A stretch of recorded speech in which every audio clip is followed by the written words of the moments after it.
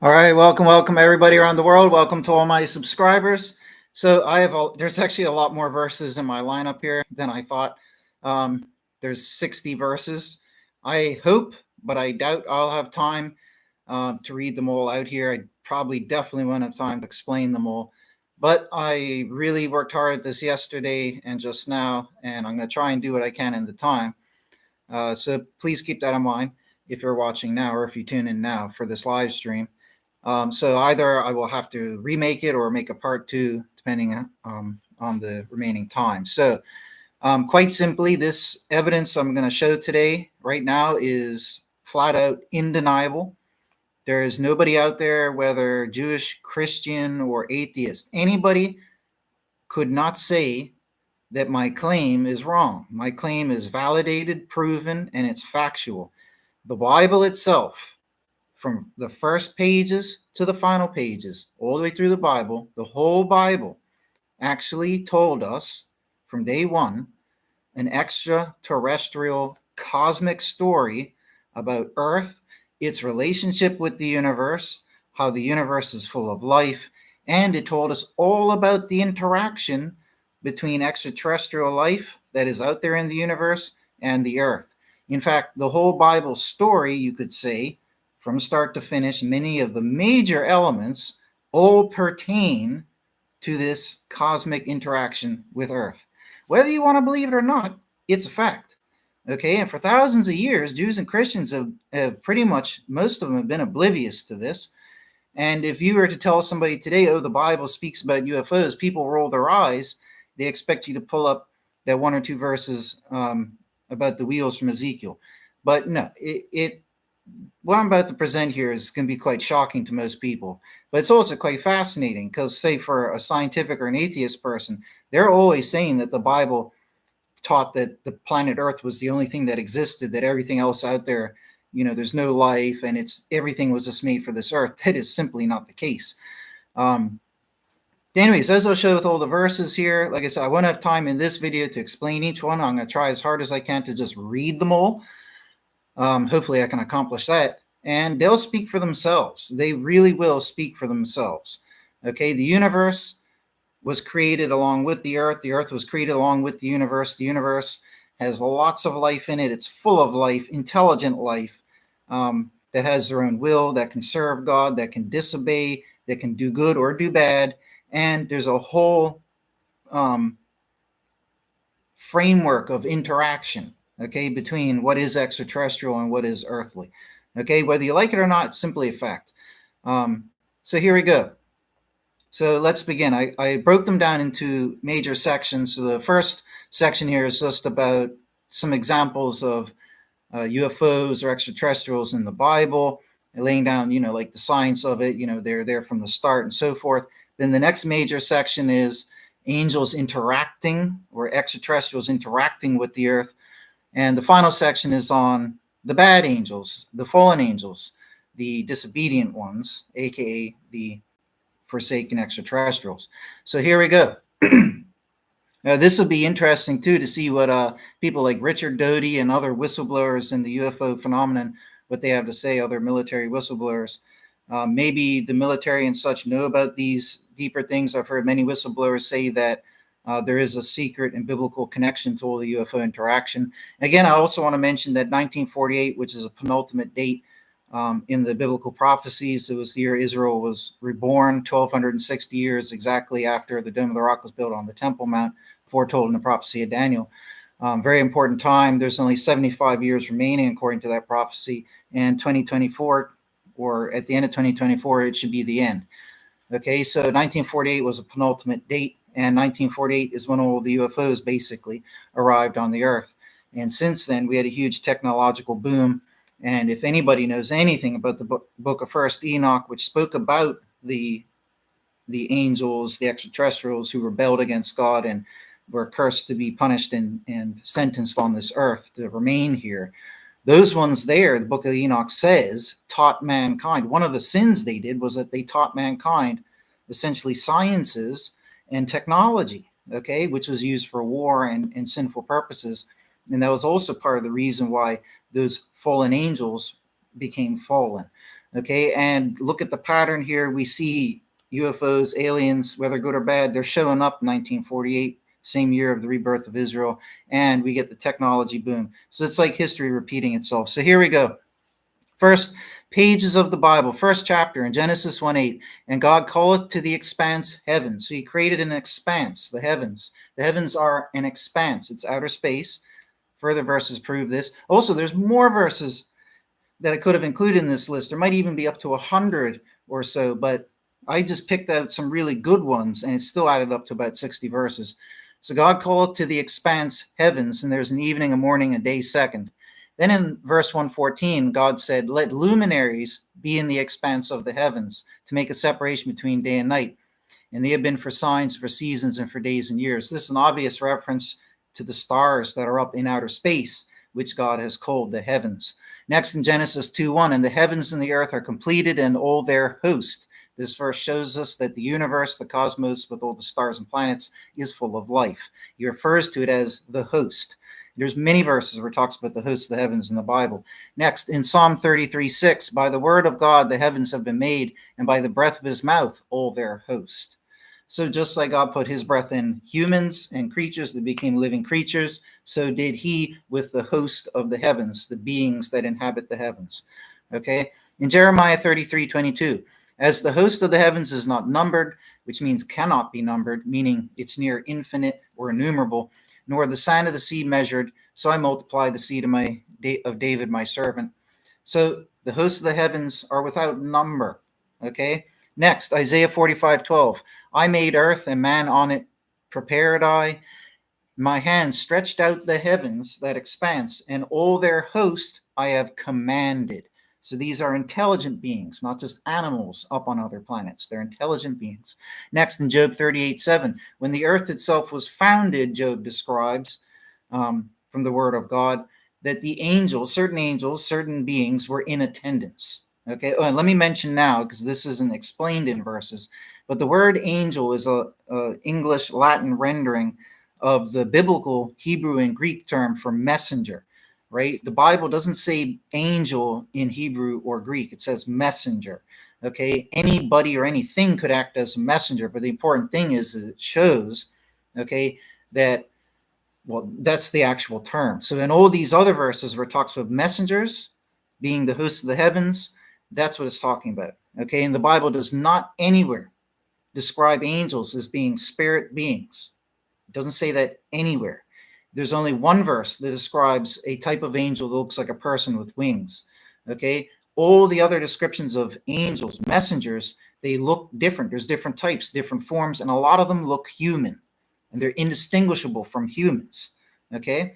So important to mention as well. So every place where it says the host of the heavens or messengers, that's what it's talking about. It's actually talking about beings that live up in outer space, extraterrestrials. So that means that angels are, by definition, biblical definition, they are extraterrestrials. Okay, but anyways, moving on. Okay, that's why God says the host of the heavens, which is outer space, he has commanded.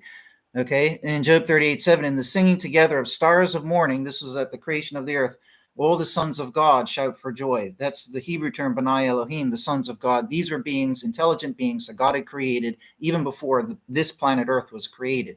They attended the creation and celebrated it. Okay, it also, another verse I didn't post here, because like I said, there's many more that I didn't have time, well, I didn't post to help keep the video shorter. They attended the creation of man, and that's why you have that famous verse, let us create man in our image.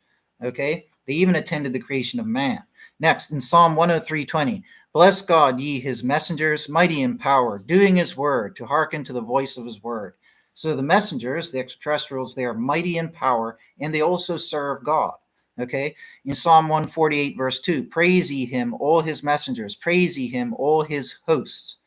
In Ezekiel 32:7, and in quenching thee I have covered the heavens, and have made black their stars. The sun with a cloud I do cover, and the moon causeth not its light to shine. Isaiah 14:13, and thou hast said in thy heart, the heavens I go up, meaning up to outer space.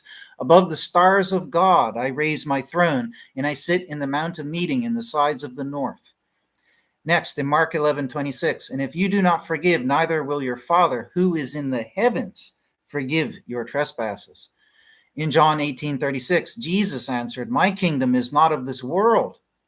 If my kingdom were of this world, my officers would have struggled that I may not be delivered up to the Jews, up to Israel. But now my kingdom is not from thence," meaning his kingdom is not of this earth. In John 8:23, and he said to them, "Ye are from beneath. This is Jesus speaking, I am from above.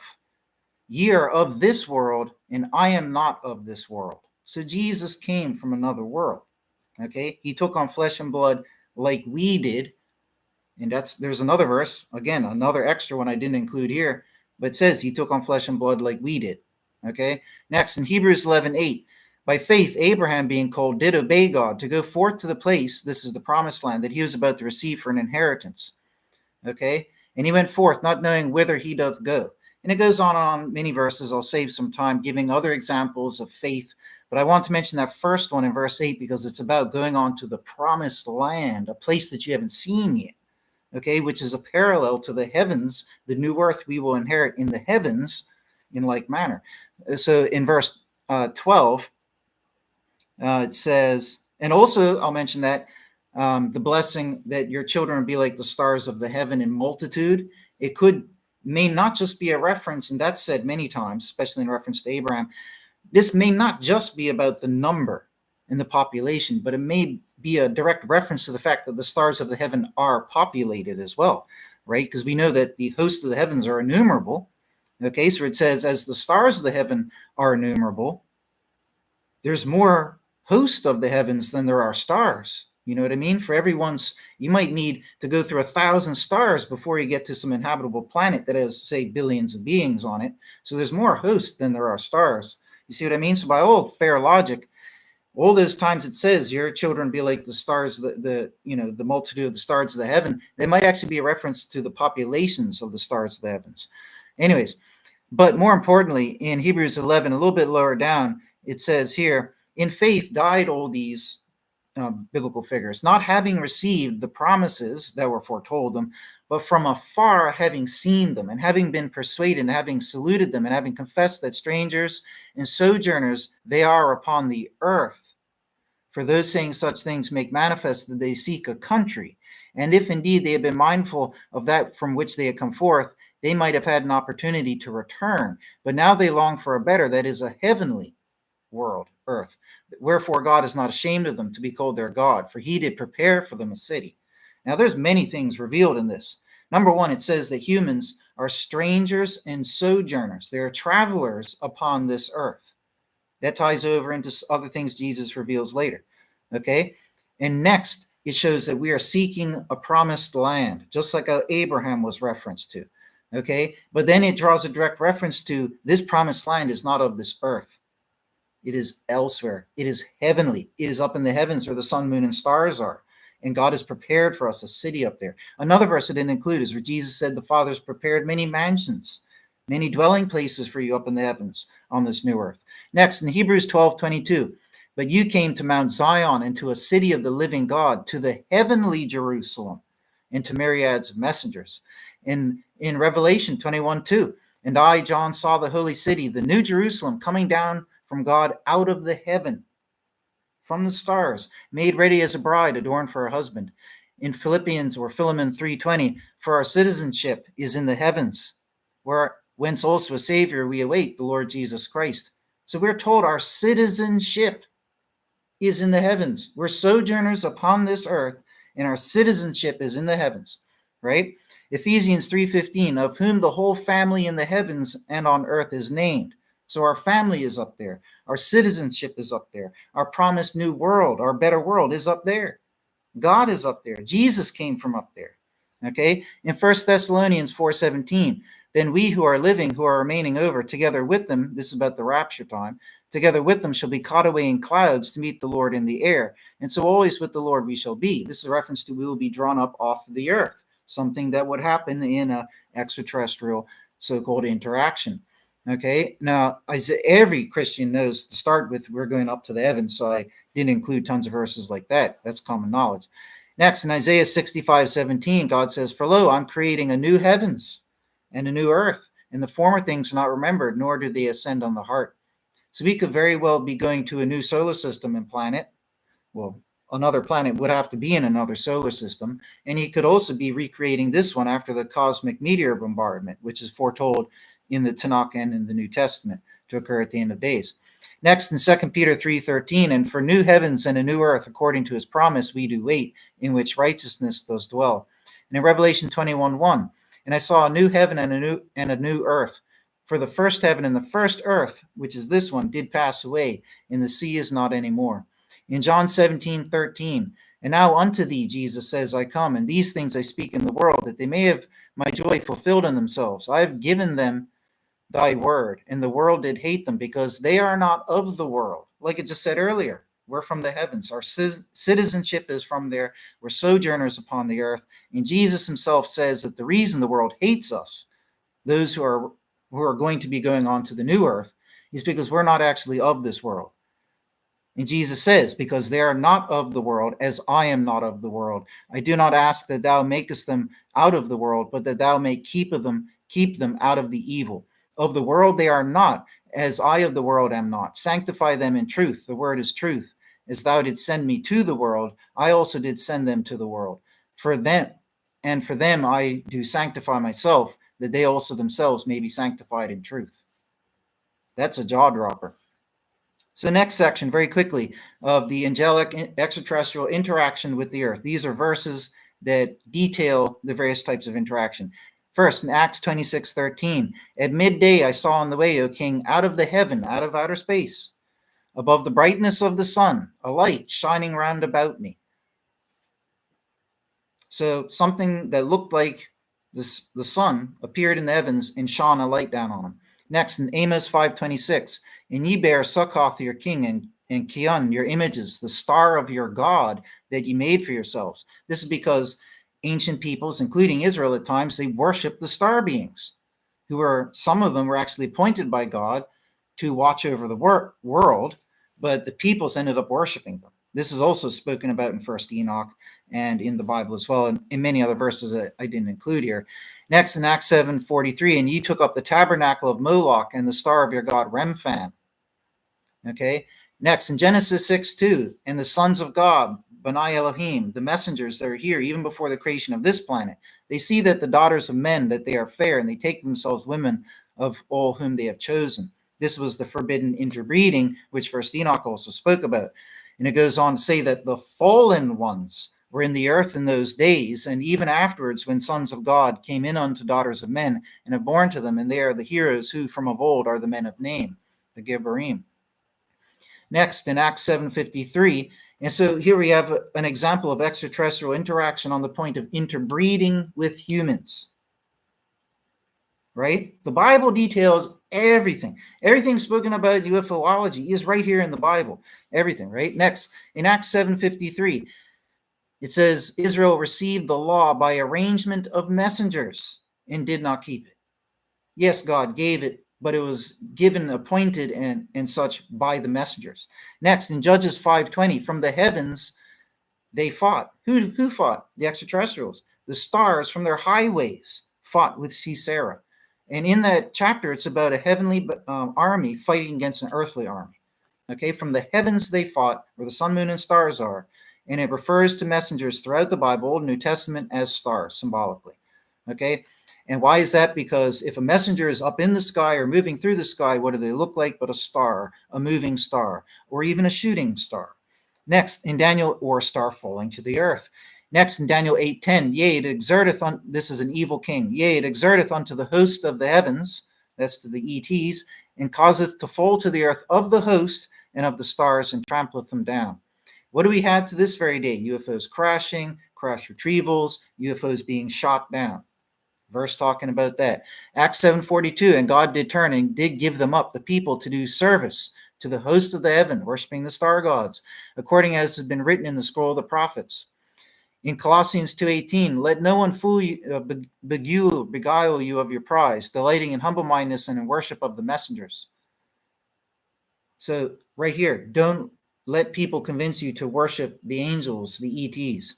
Right? Next, in Psalm 91, verse 11, for his messengers he chargeth for thee to keep thee in all thy ways. This is about the Messiah, or to any in general righteous person. He appoints messengers to watch over you. Okay, in Matthew 4:11, then the devil does leave him, Jesus, in the temptation, and lo, messengers came and were ministering to Jesus. In Luke 16:22, and it came at the pass that the poor man died and was carried away by the messengers to the bosom of Abraham.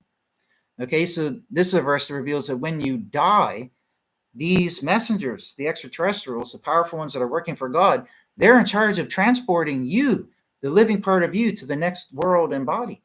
Okay, at the end of days, it's a bit different because a lot of billions of people will still be alive, and that's why you have the translation of the body in different event, right? But in general, for all of time, this is what will happen. In Luke 2:15, and it came to pass when the messengers were gone away from them to the heavens, this is at the birth of Jesus, the angels led them to the baby Jesus with a bright light moving in the sky that would stop, start, move, shine light down on them. And when they appeared at the baby Jesus, when they arrived at the baby Jesus, a bunch of angels magically teleported there and celebrated, and then they departed back up into the heavens. Okay, when the messengers were gone away from them to the heavens. Okay. Next, in Luke 12:9, and he who has denied me before men shall be denied before the messengers of God. In Matthew 13:39, and the enemy who sowed them is the devil, and the harvest is a full end of the age, and the reapers are messengers. So at the end of days, the ETs, the good ones, will be coming here to gather the good from off the earth, just like with Abraham and Lot when Sodom and Gomorrah were destroyed.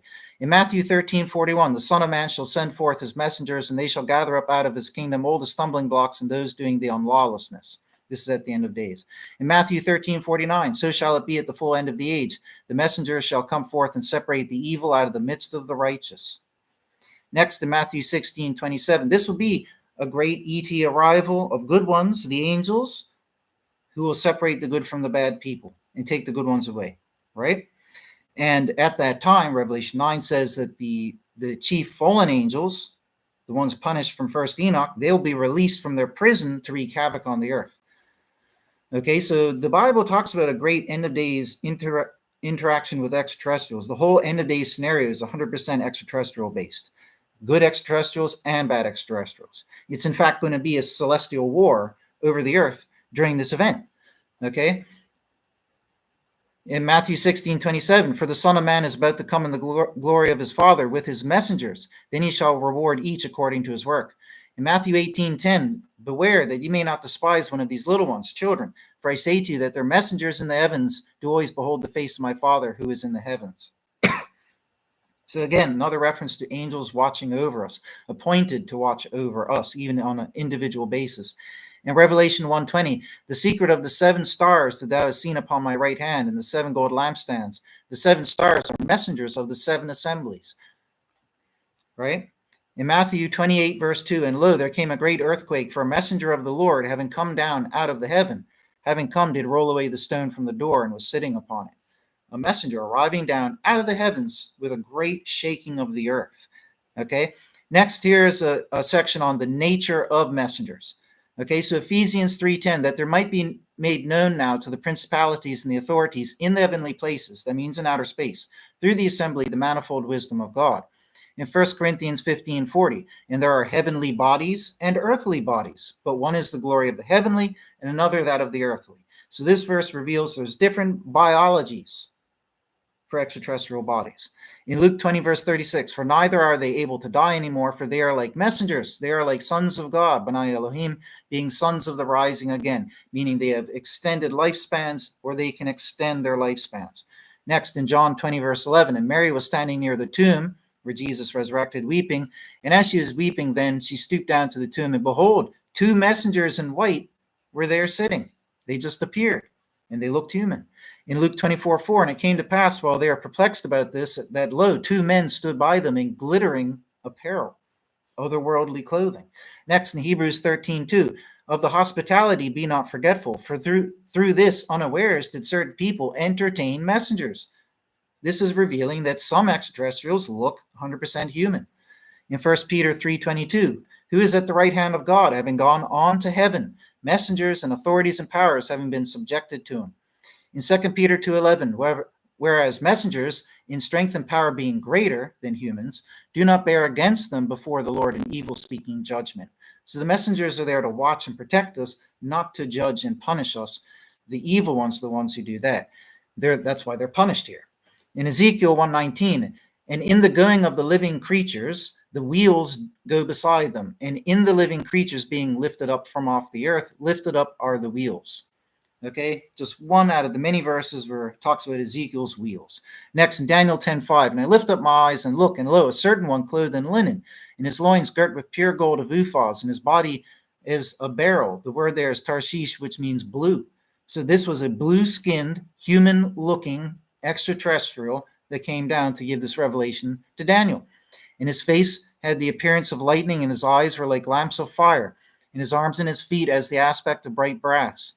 And the voice of his words is the voice of a multitude. And I've seen, I, Daniel, by myself, the appearance, and the men who have been with me have not seen the appearance, but a great trembling has fallen on them, and they flee to be hidden. And I've been left by myself, and I see this great appearance, and there's been no power left in me. My honor has been turned in me to corruption, and I have not retained power. And I hear the voice of his words, and when I hear the voice of his words, then I've been in a trance on my face, and my face is to the earth. This 100% fits the example of an extraterrestrial visitation to somebody, an angelic, divinely appointed one, I might add, but it fits the exact description of what happens during an extraterrestrial visit with somebody. Okay? And it could even be a direct reference to the telepathic power as well. But going on, because it says the voice of his words. But anyways, in Daniel 4:13, he says, I was looking in the visions of my head on my bed, and lo, a sifter or a watcher, even a holy one, from the heavens is coming down. Now, finally, the last chunk of verses, these are ones that give us detail on the fallen angels, the bad ones who rebelled and got kicked out of outer space and bound to the earth for their crimes upon this earth. That's why they're bound here. So Revelation 12:7, and there came war in the heaven, in outer space. Michael and his messengers did war against the dragon, and the dragon did war and his messengers, and they did not prevail, and nor was their place found any more in the heaven. And the great dragon was cast forth, the old serpent, the Nahash of Eden, right? Who is a humanoid reptilian, who is called devil and the adversary, who is leading astray the whole world. He was cast forth to the earth, and his messengers were cast forth with him. Now, if it's so true that these reptilians have tremendous telepathic and even telekinetic or technological power, however it's derived, whether biologically or technologically, if they have that much power, there is a reasonable and scientific basis to believe or consider that they could be influencing mankind to sin. Whereas otherwise, it sounds like foofy religious stuff, whereas this gives it a realistic light. You know what I mean? These beings, a lot of people know that those type of beings exist, and they have those type of powers and abilities. And the Bible said the same thing the whole time. In Ephesians 6:12, because we have not the wrestling with blood and flesh, but with the principalities, the authorities, with the world rulers of the darkness of this age, with the spiritual things of the evil in the heavenly places. In Ephesians 2:2, which were later cast down after Jesus had arisen. In Ephesians 2:2, in which he once did walk according to the age of this world, according to the ruler of the authority of the air, of the spirit that is now working in the sons of disobedience. These would be the fallen angels. In John 16:11, and concerning judgment, because the ruler of this world, Satan, Azazel, has been judged. This was at the time of Jesus' death and resurrection. Now, we don't know exactly when the heavenly battle took place after. It could have been immediately after he ascended up from resurrection, or it could have been days, weeks, years, decades, hundreds of years later. We don't know when exactly it happened. But anyways, in Revelation 16:13, and I saw come out of the mouth of the dragon, out of the mouth of the beast, and out of the mouth of the false prophet, 3 unclean spirits. And that doesn't mean they are spirits. Even bodies have living spirits in them, right? But 3 unclean spirits like frogs. This could very well be an allusion to the Greys, because it's been proven that they're partly amphibian-like in nature, right? They are spirits of demons doing signs, which go forth to the kings of the earth and of the whole world to bring them together to the battle of that great day of the God Almighty. Fits the description of what the Greys did. They showed up, went to the world leaders, gave them technology, this and that, their false teachings. They claimed to be creators of man, right? And they're partly amphibian. Next, in 2 Peter 2:4, and this verse is in reference to them showing up near the end of days. The Greys showed up 1948 in the final 75-year period, right? So in 2 Peter 2:4, for if God, messengers who sinned, meaning the fallen ones, did not spare, but with chains of thick gloom, having cast them down to Tartarus, did deliver them to judgment, having been reserved. This is what first Enoch spoke about. And finally, Jude 1:6, same thing. Messengers also, those who did not keep their own principality, their heavenly location, but did leave their proper dwelling, to a judgment of a great day in bonds everlasting, under darkness, under the ground he is kept. Okay, so it's an incredible story I don't have much more time. I'm late already. I got to get going, right? But from the first pages to the final pages, all the way through, the whole story of the Bible is an extraterrestrial one, quite simply. Okay, the angels are extraterrestrials. The demons, so called, are and were extraterrestrials. Okay, the universe is full of life and it's called the heavens. That's where God lives. That's where Jesus came from. God's greater than all those things, don't get me wrong. But the Bible told us that God dwells in the heavens. Even Jesus said so. So the whole Bible is an extraterrestrial story. Our citizenship is up there. It is hinted to us that we actually came from up there. We're only temporarily here, probably being punished for things that we did. Okay, but without going too deep into stuff like that there, it's an extraterrestrial story. Angels are ETs. There's good ones and bad ones. Okay, and at the end of days, they're going to arrive, have a celestial battle, good versus evil ones. The good ones will take the good people off the earth to a new planet. That's what the Bible tells. It's 100% ET related book. 100%. Nobody could say I'm wrong. It's indeniable. So anyways, take care, folks. God bless. See you all later.